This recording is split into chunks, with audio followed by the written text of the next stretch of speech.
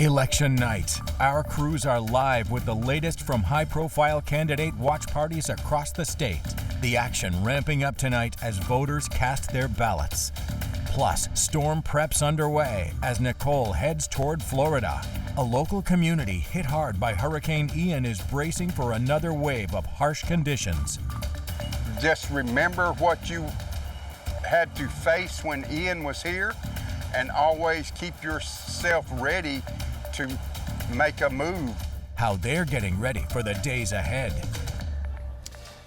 And as we come on the air, polls close in just 1 hour. The clock is ticking for you to cast your vote in this year's midterm election. A lot of excitement and nerves in the air for the candidates here in the Tampa Bay area and across our state. You are watching 10 Tampa Bay at 6. I'm Carolina Lee. And I'm Dave Wagner. Good to have you here tonight. We have crews standing by on watch parties in Tampa, St. Pete, Orlando, and Miami. They're ready to bring you up-to-the-minute information on tonight's races. We'll get to them in a moment, but first we want to talk about Tropical Storm Nicole. Meteorologist Natalie Ferrari is here with the latest on its potential impact for our state. Yeah, because some spots, especially through across central Florida, will be feeling different impacts as far as the length of time, the intensity, and maybe even just how prolonged some of those winds will be. But there is Tropical Storm Nicole continuing to move to the west this evening at 10 miles per hour. Latest look at those max sustained wind speeds at 65 miles per hour, and it is forecast not only has it been strengthening, it is forecast to continue strengthening as we go over the next 24 to 36 hours. So that will put it back to a category or up to a category 1 hurricane with max sustained speeds at 75 miles per hour as we get closer to tomorrow afternoon. Through the evening hours and into early Thursday is when it's forecast to make its approach towards the east coast of Florida.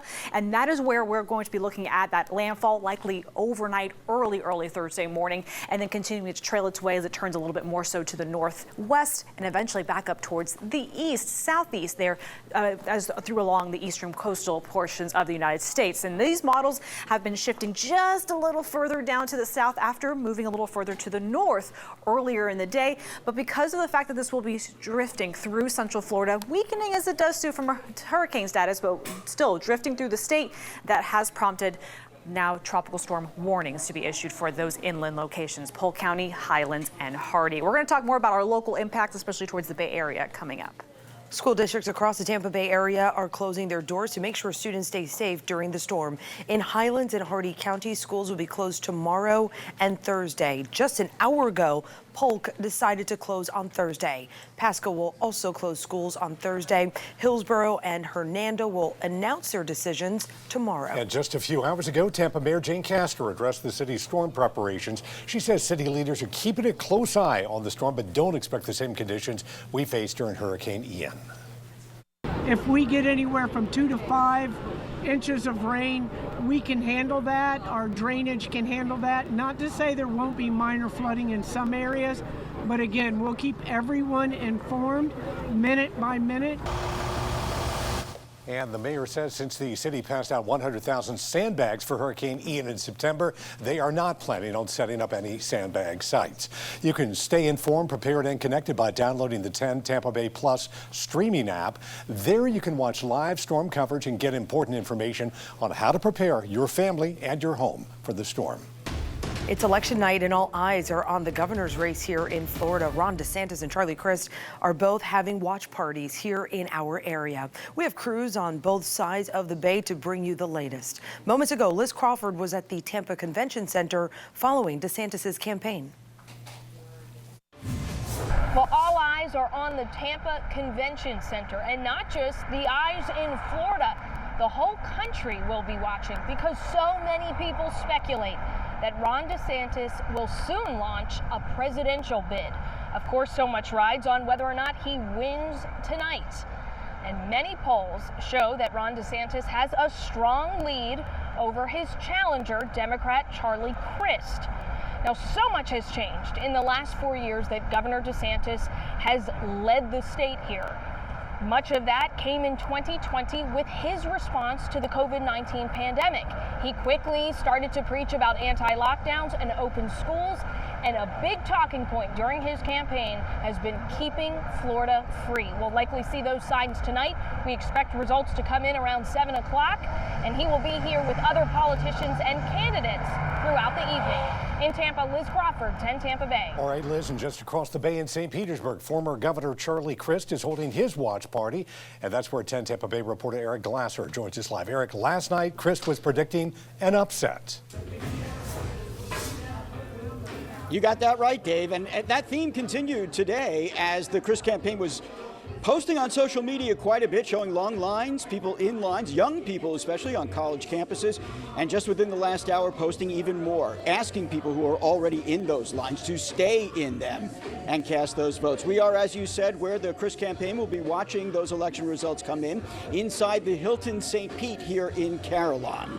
Now, the former governor who wants to be governor again, Charlie Crist, is from the St. Pete area, voting this morning, holding an election day press conference here. He said that Florida deserved better as he took shots at Governor Ron DeSantis' record on education, teachers, the environment, even corporate confrontations with companies like Disney. He also promised that if he is elected on day one, he would sign an order protecting a woman's right to choose. You deserve to have a governor who cares about you, who will fight for you, who will do what's right for you every day, every single day. And that's why I'm running for governor.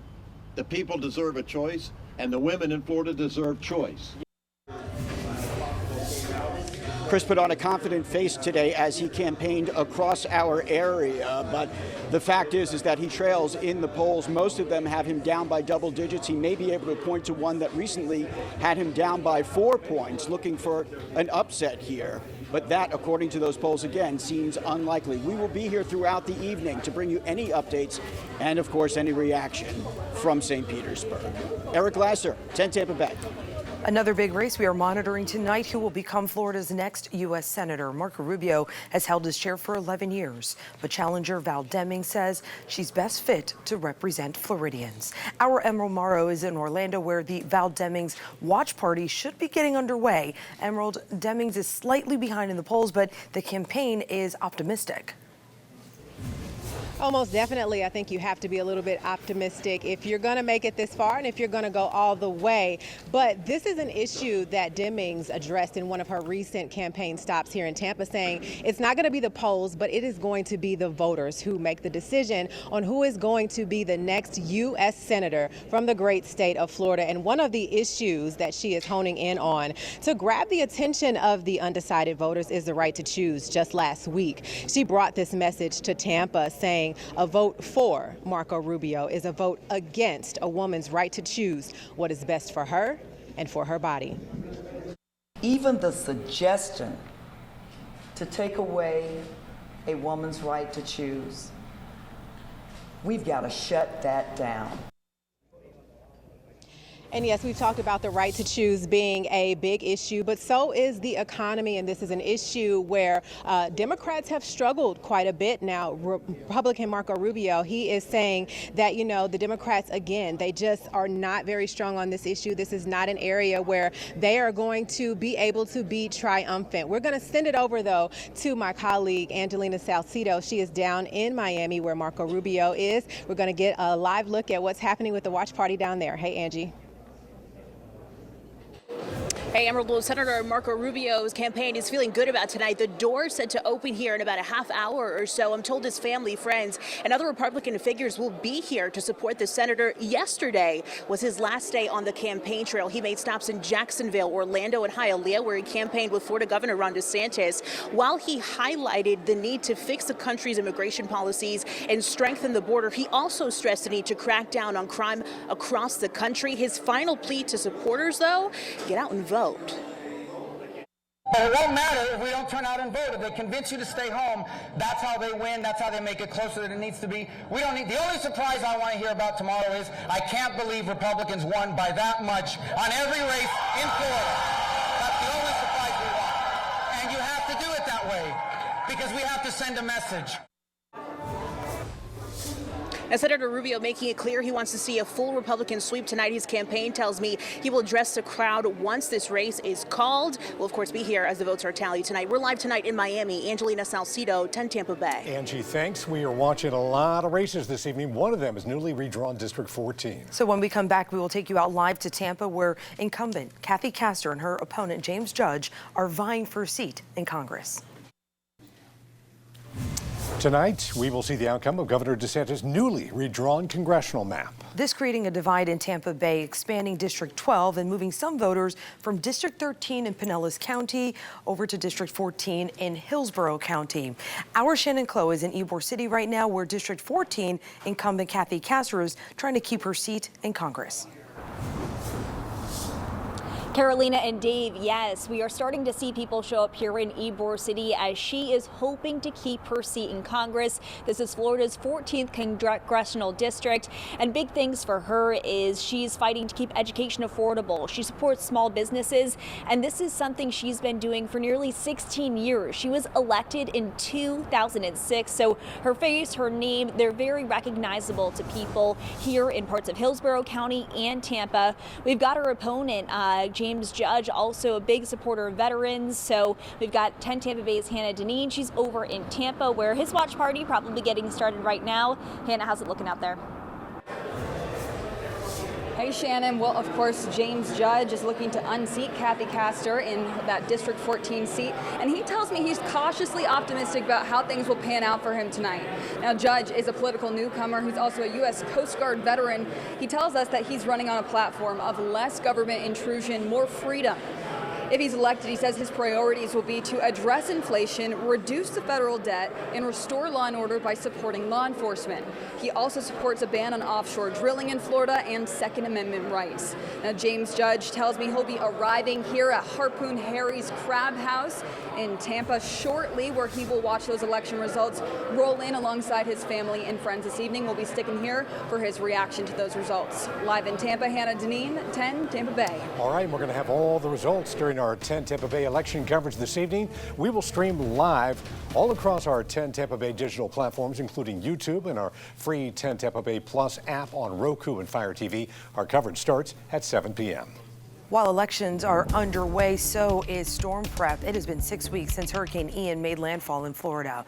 Reporter Malik Rankin brings us to an area still recovering, bracing for the days ahead.